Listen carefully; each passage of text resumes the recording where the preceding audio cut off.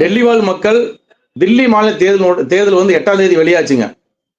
அன்றிலிருந்து இன்று வரைக்கும் மக்கள் மிகுந்த சந்தோஷ மனநிலையில ரொம்ப சந்தோஷமாக தில்லி வாழ் மக்கள், தமிழர்கள் மட்டும் இல்ல, தில்லி வாழ் மக்கள் அனைவருமே சந்தோஷத்தோட இருந்துட்டு இருக்காங்க. அவங்களுடைய இதுல முக்கியமான ஒரு முழு காரணம் வந்து ஆம் ஆத்மியினுடைய ஊழல். பாத்ரூம் மட்டும் 14 கோடி ரூபாய்க்கு கட்ட அமைச்சிருக்காருங்க. அதாவது இது நாங்க சொல்லல, பாஜக கட்சி சொல்லல, இதனுடைய தணிக்கைக்குழு சொல்லிக்கிறாங்க சார். இப்ப அதுல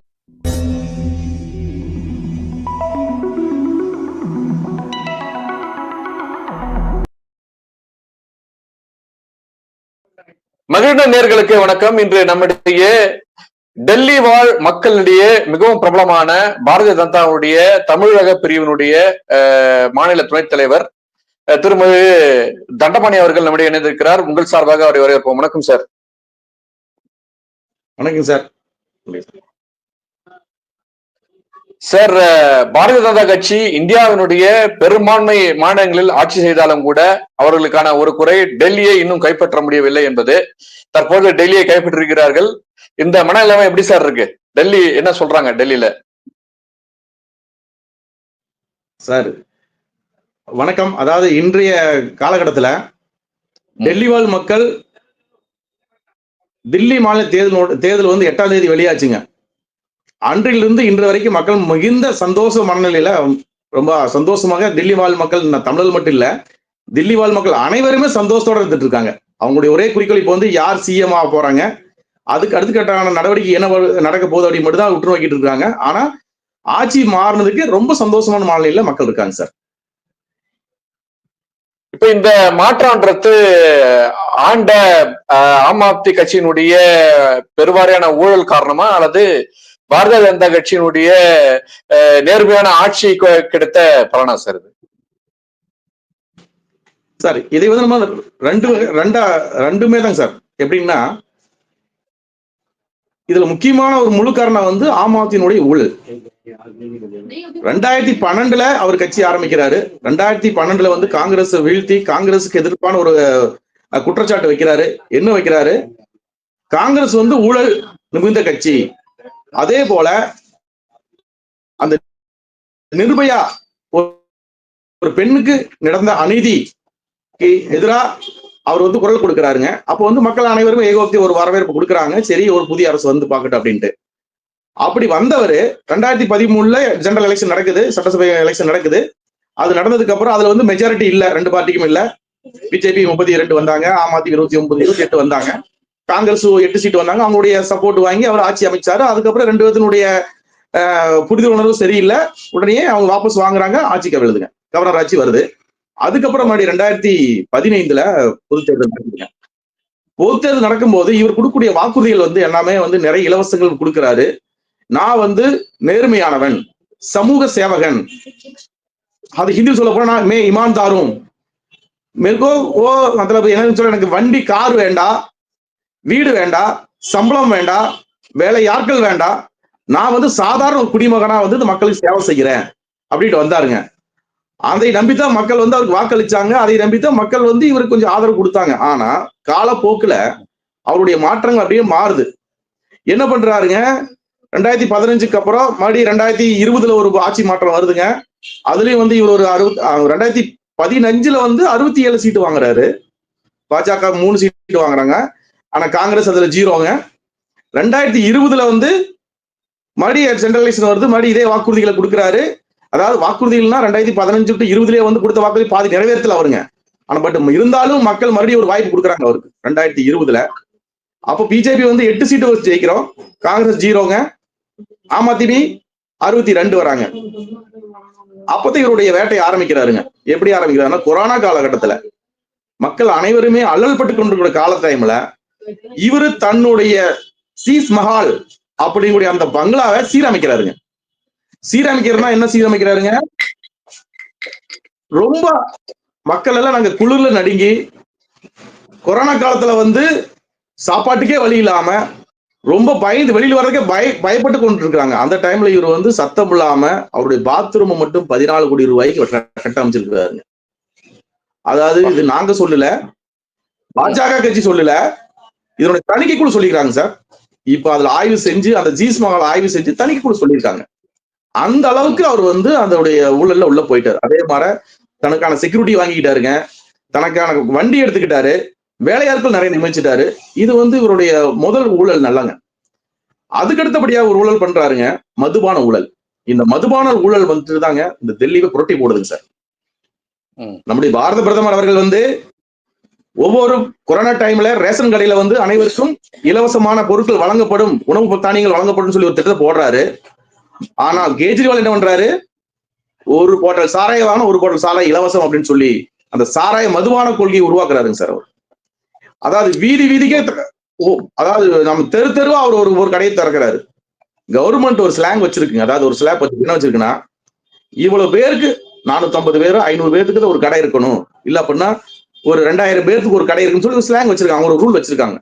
இவரு அந்த கவர்மெண்ட் ரூலை உடைச்சு இவர் வந்து நிறைய கடைகள் திறக்கிறாருங்க. அதுலதான் ஒரு பெரிய ஊழல் நடக்குதுங்க. டாக்ஸுங்கிறத வந்து அந்த சுங்க வரின்னு சொல்றோம் இல்லைங்களா, அது 2% 3% கொடுக்கணுங்க அந்த மதுபானத்துக்கு. ஆனா இவர் என்ன பண்ணிருக்காரு, தனியாருக்கு தாரை வளர்த்துட்டு 12% போட்டு கொடுத்திருக்காருங்க. இதுதான் வந்து அவர் ஊழல்ல முதல்ல மாட்டுனதுங்க. அது போக இன்னொரு விஷயம், ரொம்ப கேவலமான விஷயம் என்னங்கன்னா, பெண்களுக்கு என்று ஒரு பிங்க் மதுக்கடை ஓபன் பண்ண வருங்க. அதுதான் ரொம்ப மிகவும் கேவலமான ஒரு செயலுங்க அது. அந்த பிங்க் வந்து பள்ளி குழந்தைகள், கல்லூரி குழந்தைகள் அனைவரும் பாதிக்கப்பட்டாங்க சார். சின்ன சின்ன குழந்தைங்க, 10ஆம் கிளாஸ் படிக்கிற குழந்தைங்க, பசங்களாகட்டு பொண்ணுங்களாகட்டு, இது மாதிரி வந்து ஒரு தவறான ஒரு ஒழுங்குமுறை இல்லாத ஒரு வாழ்க்கைக்கு ஒரு வழி வகுத்தாருங்க. அது மக்கள் அனைவருமே ஒத்து கவனிச்சாங்க. அது மதுபான கொள்கையில அவர் செய்த ஊழல் தான் வந்துங்க சார் தில்லி மக்களை பூரா திரும்பி பார்க்க வச்சதுங்க. இவர் நேர்மையானவர், ஒரு அரசாங்க அலுவலராக இருந்து தனது பணியை ராஜினாமா செஞ்சுட்டு வந்து இந்த மக்கள் பணிக்கு வந்தவர் அப்படின்னு சொல்லிட்டு மக்கள் அப்பதான் திரும்பி பார்க்கறாரு. இவரை நம்பி நான் போறேன், நம்மளும் மறுபடியும் இவரே ஊழல் செய்யறாரு அப்படின்னு தான் திரும்பி பார்த்தாரு சார். அவர் அது மட்டும் செய்யலைங்க சார், இன்னும் நிறைய பண்ணியிருக்காருங்க. அவர் கொடுத்த வாக்குறுதி முதல் வாக்குறுதி என்னன்னா லோக்பால் பில், அதாவது ஊழலுக்கு எதிரானவங்களுக்கு அந்த சட்டம் உங்களுக்கு தெரியுமே, அந்த லோக்பால் சட்டத்தை கொண்டாடுறவங்க அதுக்கு வரை கொண்டு வரலைங்க அவர். அது ஒண்ணு. ரெண்டாவது இந்த ஃப்ரீ வைஃபைன்னு சொன்னாருங்க, மக்களுக்கு எல்லாம் கொடுக்குறேன்ட்டுங்க. அந்த வைஃபை திட்டத்தை கொண்டு வரலைங்க முழுக்க. அது ஒரு பொய் வாக்குறுதியா போச்சுங்க. மூணாவது வந்து அவர் வந்து இந்த யமுனை நதியை வந்து நான் வந்து சீர்திருத்துவேன், சுத்தப்படுத்துவேன், மக்கள் வந்து நல்லா பயன்படுத்தக்கூடிய குடிநீர் நம்மளுது அப்படின்னு சொன்னாரு. அது இதுவரை சரி பண்ணலைங்க சார் அதைய. அதாவது அதை விட மிகவும் மோசமடைஞ்சதை வலிச்சு அவர் சீர்திருத்தலைங்க அதைய, சரிப்படுத்தல அதைய. அந்த தண்ணியை குடிச்சதுனாலதான் வந்து மக்கள் நிறைய பேர் நோய்வாய்ப்பட்டாங்க. குடிநீர் வந்து டெல்லி மக்களுக்கு வந்து எப்படி காங்கிரஸ் ஆட்சியில் வந்து குடிநீரும் கரண்ட்டுக்கு வந்து பில்லு நிறைய போட்டு இது பண்ணாங்களோ அதே மாதிரி இவரும் பண்றாருங்க. அந்த குடிநீராலதான் வந்து ஏகப்பட்ட பிரச்சனைகள் கொண்டாந்து விட்டதுங்க நம்முடைய டெல்லி மக்களுக்கு. ஏன்னா நோய்வாய்ப்பட்டாங்க நிறைய பேர், கேன்சரு, லிவர் ஃபெயில் ஆகுது, இது மாதிரிங்க. இவர் அதுலயும் பண்ணாருங்க. மதுபான ஊழல் கொள்கையினால மதுகளை குடிக்க வச்சு அதனாலேயும் மக்கள் நிறைய பேர் நோய்வாய்ப்பட்டாங்க. இதை பூரா மக்கள் அனைவருமே வந்து வாட்ச் பண்ணாங்க, நல்லா உற்று கவனிச்சாங்க. அது போகங்க அத்தியாவசிய பொருள் வாங்கக்கூடிய ரேஷன் கார்டு கூட புது கார்டுகளை வாங்குறதுக்கு அவருக்கு இது வரைக்கும் மக்களுக்கு பண்ணி கொடுக்கலைங்க. அது ஒரு பெரிய ஒரு குற்றச்சாட்டுங்க. 4வது விஷயம் வந்து முதியோர்களுக்கான உதவி திட்டங்க, உதவித்தொகை திட்டம்ங்க. இந்த திட்டம் வந்துங்க மோடிஜி அவர்களுக்கு கொடுக்கறத கூட இவர் கொடுக்க மாட்டாரு டெல்லிங்க. மோடிஜியினுடைய திட்டங்கள் எதுவுமே டெல்லிக்குள்ள வராத அளவுக்கு பாத்துக்கிறாருங்க. இன்னொரு விஷயம் அதுல சொல்ல போனா ஆயுஷ்மான் பாரத், ஆயுஷ்மான் பாரத் வந்து எவ்வளவு அருமையான திட்டம், மக்களுக்கு நிறைய பேர் அதுல வந்து உங்களுக்கு பயன்பட்டு இருக்காங்க. தமிழகத்தை அதாவது மற்ற மாநிலத்தில எவ்வளவு பயன்பட்டு இருக்காங்க. ஆனா தில்லியில வந்து இது மாதிரி மக்கள் பயன்படுறதுக்கான வசதி இவரை ஏற்படுத்தி கொடுக்கலீங்க. அதனால நிறைய பேர் இதுல பாதிப்படைஞ்சாங்க. மக்கள் நிறைய பேருக்கான வாழ்வாதாரத்துல நிறைய பேர் இழந்தாங்க இவங்க இந்த திட்டத்தினாலேயே.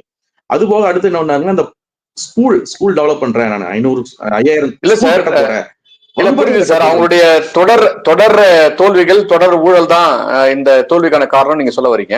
இப்போ என்னுடைய ஒரு குறுக்கு கேள்வி என்ன அப்படின்னா, இவங்க இந்த மதுபான கொள்கை அப்படின்றாங்க. அந்த மதுபான கொள்கை அவர் எடுக்கிறது என்பது இந்தியான்ற கூட்டணிக்கு அப்புறமா அல்லது அதுக்கு முன்னாடியே சார், இந்தியா கூட்டணி ஆரம்பிச்ச பிறகா அல்லது அதுக்கு முன்னாடியே இந்த மதுபான கொள்கை வந்து எடுத்துட்டு வந்துட்டாரா சார் அவரு? சார் அவர் மதுபான கொள்கை வந்து அதுக்கு முன்னாடியே கொண்டு வந்துட்டாரு, இந்திய கூட்டணிக்கு முன்னாடியே கொண்டு வந்துட்டாரு. இல்ல எனக்கு என்ன டவுட்னா கொண்டு வந்தாரு. ஆனா இதை வந்து வலுவா எதிர்க்கக்கூடிய காங்கிரஸ் இல்ல எனக்கு என்ன டவுட்னா நீங்க அந்த மதுபான கொள்கையில வந்து ஒரே ஒரு வித்தியாசம் தான் தமிழ்நாட்டுக்கும் டெல்லிக்கும். டெல்லியில வந்து ஒண்ணு வாங்கினா ஒண்ணு ஃப்ரீ, தமிழ்நாட்டுல வந்து ஒண்ணு வாங்கினா அதுக்கான காசு என்னமோ தரணும். ஏன்னா கிட்டத்தட்ட ரெண்டுமே ஒரே கொள்கை தான். தெருவுக்கு தெரு இங்கேயும் சாராயம் நடக்குது, அங்கேயும் அதே மாதிரி வச்சு ஒரு பெரிய மக்களை வந்து குடியாரெல்லாம் மாற்றத்துக்கான எல்லா வேலையும் டெல்லி முதல்வர் பண்ணியிருக்காரு.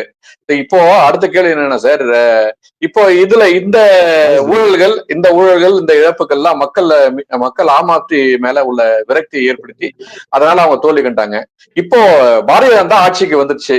இதனால அங்க உள்ள தமிழ் மக்களுக்கு, ஏன்னா நீங்க தமிழக பிரிவு தலைவர்ன்றதுனால உங்க பார்வையில தமிழ் மக்களுக்கு பாரதிய ஜனதா எதெல்லாம் எடுத்துட்டு போய் சேரும், இதனால அவங்களுக்கு என்ன பயன் சார்? இங்க வந்து தமிழர்களுடைய முக்கியமான கோரிக்கை என்னங்கன்னா, இது வந்து ஒரு மினி இந்துஸ்தான் சொன்னார் நம்ம மோடி அவர்கள். அது உண்மைதாங்க. இந்துஸ்தான்னா எல்லா மாநில மக்களும் இங்க டெல்லியில வாழ்றாங்க. அது மாதிரி நம்ம தமிழர்கள் நிறைய வாழ்றாங்க. தமிழர்கள் தவிர தென்னிந்தியர்கள் நிறைய வாழ்றாங்க. இவங்களுக்கு வந்து 1993 காலகட்டத்துல பிஜேபி கவர்மெண்ட் வந்தது. அப்ப வரும்போது என்ன சொன்னாங்கன்னா, இங்க வந்து எல்லாத்துக்கும் இந்த கம்யூனிட்டி பிரச்சனை இருக்குங்க. அதாவது ஜாதி சான்றிதழ் வாங்கக்கூடிய பிரச்சனை இருந்ததுங்க.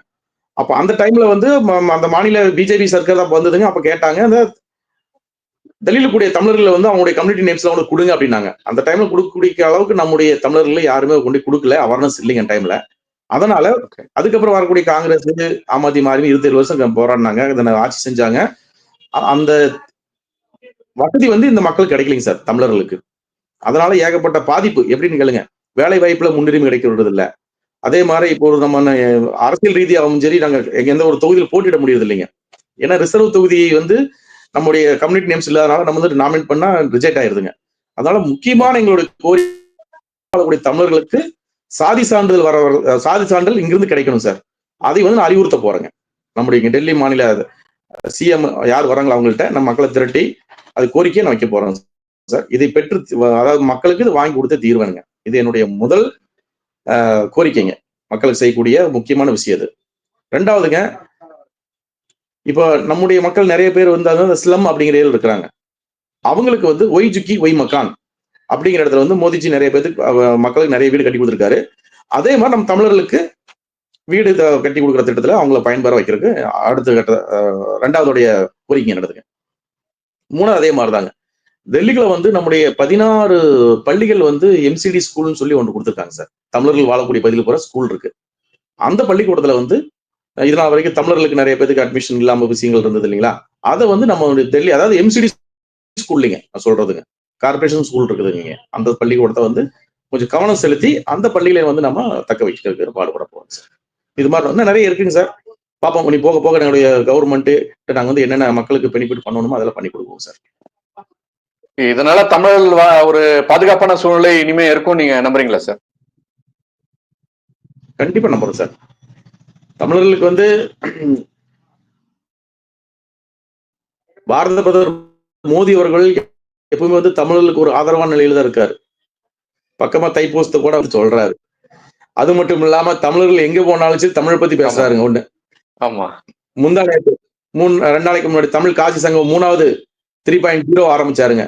இது மாதிரி தமிழர்கள் மேலையும் தமிழ் மேலையும் அக்கறை அவருக்கு உண்டுங்க. ஆண்டுதோறும் பொங்கல் விழா கொண்டாடுறோம். நம்முடைய தமிழகத்தினுடைய மந்திரி நம்முடைய டாக்டர் எல் முருகன்ஜியோட வீட்டுல வந்து பாரத பிரதமர் அவர்கள் பொங்கல் விழா கொண்டாடி நம்முடைய தமிழர்கள் அனைவருக்கும் ஒரு வாழ்த்து சொல்லி நம்முடைய பாரம்பரியத்தை வந்து உயர்த்தி பிடிச்சாருங்க சார். அதுக்கு வந்து அவருக்கு நன்றி சொல்லணும். அதே மேல டெல்லியில வந்து எங்களுக்கு பாதுகாப்பு உண்டுங்க சார் அவர் இருக்கிறதுனால. இந்த வெற்றியில தமிழ்நாட்டு தலைவர்களுடைய பங்களிப்பு எப்படி சார் இருந்தது கடந்த தேர்தலில்? சார், தமிழ்நாட்டு தலைவருடைய பங்களிப்பு அருமையா இருந்ததுங்க சார். அவங்களுடைய சப்போர்ட் வந்து ரொம்ப பயனுள்ளதா இருந்ததுங்க சார். இந்த தேர்தலுக்கு வந்து டாக்டர் முருகன் நம்மளுடைய மத்திய இணையமைச்சர் அவர்களை வந்து பொறுப்பாளராக போட்டிருந்தாங்க. அவருடைய வழிகாட்டுதல, அவருடைய தலைமையில தான் வந்து தமிழக தலைவர்களை வந்து குழுக்களா பிரிச்சு தமிழர்கள் வாழக்கூடிய ஒரு 37 சட்டமன்ற தொகுதியில மக்கள் வாழ்றாங்க சார். முடிஞ்ச வரைக்கும் நம்ம மக்கள் அனைவருமே ஒரு டிசைடிங் ஃபேக்டரா 10,000 ஓட்டு, 7,000 ஓட்டு, 8,000 ஓட்டு, 5,000 ஓட்டு இது மாதிரி ஓட்டுகள் நம்ம இருக்குங்க சார். இதை பூரா வாங்கி தரக்கூடிய பொறுப்புல அந்த தலைவர்களுக்கு இருந்தாங்க. அதுக்கு கீழே எங்களுடைய தமிழ்நாடு பிரிவு நிர்வாகிகள், எங்களுடைய தலைவர் முத்துசாமி, எங்களுடைய துணைத் தலைவர்கள் எல்லாம் ஒரு 8-9 பேர் இருக்கோம். இவங்களை எல்லாம் பிரிச்சு 10 தொகுதியா 3 பிரிச்சுட்டாங்க சார். மாநில துணைத் தலைவர் கருணாகரன்ஜி வந்திருந்தாருங்க. மாநில பொதுச்செயலாளர் திரு பொன் பாலகணபதிங்க, கோபிநாத் அவர்கள், இவருடைய தலையில 3 பிரிச்சுங்க. அதுபோக மகளிருக்குன்னு வந்து வானதி சீனிவாசன் அக்கா, தேசிய மகளிர் அணி தலைவர் வானதி சீனிவாசன் அக்கா வந்து மாநிலம் முழுக்க மகளிரை ஒருங்கிணைச்சு அவங்க ஒரு தனியா பிரச்சாரம் பண்ணாங்க. இது எல்லாமே கை கொடுத்துச்சுங்க. அமோகமான வெற்றி அடைந்தது. எல்லா பூத்துகளிலும் வந்து தமிழர் பூத்துகள் எல்லாருமே நாங்க வின் பண்ணோம் சார். ஜெயிச்சு கொடுத்தோம். இப்போ அருமையான தமிழ்நாட்டுல வந்து தமிழ்நாட்டுல பாரதிய ஜனதா கூட்டணியில தற்சமயத்துல பாமக இருக்கு. பாமகவுடைய முக்கிய கோரிக்கையான ஜாதிவாரி கணக்கெடுப்பு தமிழ்நாட்டுல இப்போ பெரிய ஒரு முன்னெடுப்பா எடுத்துட்டு போறாங்க.